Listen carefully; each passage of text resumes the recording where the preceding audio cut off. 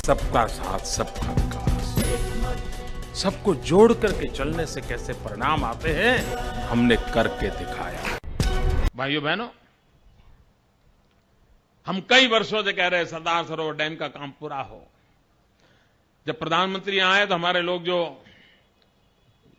जिनका अखबारी खबरों के विचारों का जीना नहीं है, जब तक वो बयान देते नहीं उनके पेट में रोटी नहीं जाती है, ऐसे लोगों ने डैम क्यों पूरा नहीं होता ऐसे के सवाल उठाए थे। और कुछ मित्र हैं हमारे जिन्होंने मोदी को समाप्त करने की सुपारी उठाई है। ये लोग पता नहीं क्या क्या गंद फैलाते रहते हैं। भाइयों बहनों, आज मुझे बड़े दुख से साथ कहना है और मुझे विश्वास है कि मेरा हर शब्द इन दिनों प्रधानमंत्री की एक टीम सुनती है,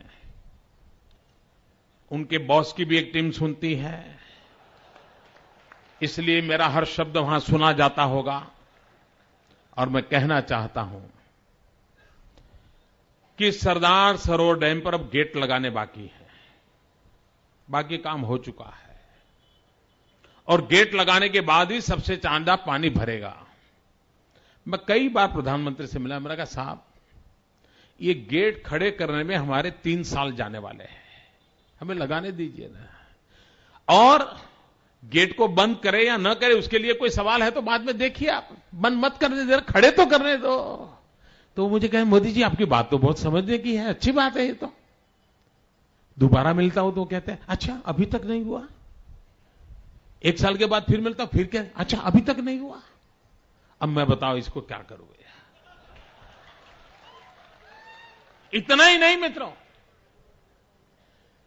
मध्य प्रदेश ने, महाराष्ट्र ने और गुजरात ने जिनको पुनर्वसन का काम करना उनके जिम्मे है और उस काम को मॉनिटर करने के लिए कोई न कोई निवृत्त जज की कमेटी है। भाइयों बहनों, मैं आज संतोष के साथ कह सकता हूं कि भले महाराष्ट्र में कांग्रेस की सरकार हो, मध्य प्रदेश में बीजेपी की सरकार हो, गुजरात में बीजेपी की सरकार हो, इन तीनों सरकारों ने पुनर्वसन का काम पूर्ण कर दिया है।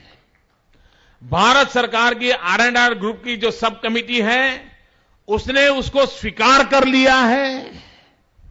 मौखिक रूप से ये बात उन्होंने घोषित भी की है, जो हमारे अखबारों ने छाप भी दी थी। अब उनका काम क्या है, सिर्फ मीटिंग बुला करके फाइनल हमको ऑर्डर देना कि अब आप गेट बनाना शुरू कीजिए।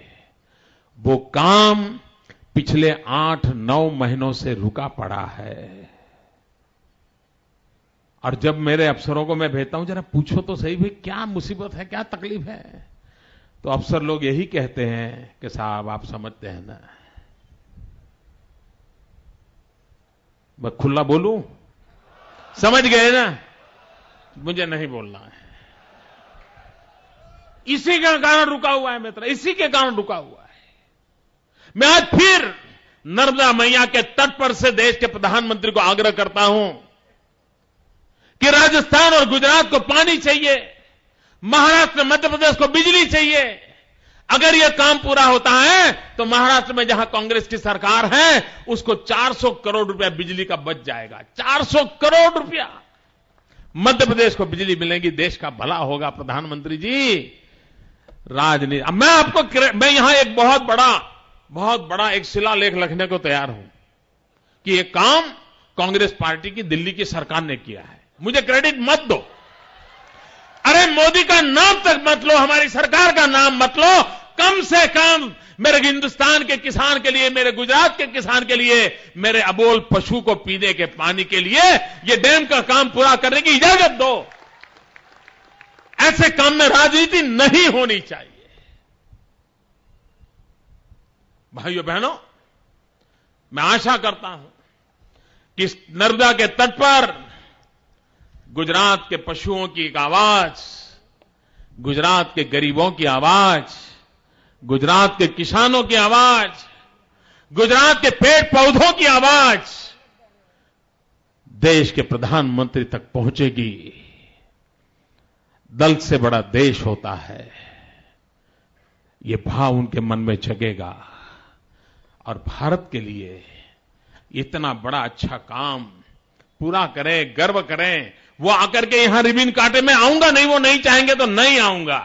आप गौरव कीजिए, मैं आज कहता हूं आपका है, आप आनंद कीजिए, लेकिन पूरा कीजिए भाई। सबका साथ, सबका विकास, सबको जोड़ करके चलने से कैसे परिणाम आते हैं, हमने करके दिखाया।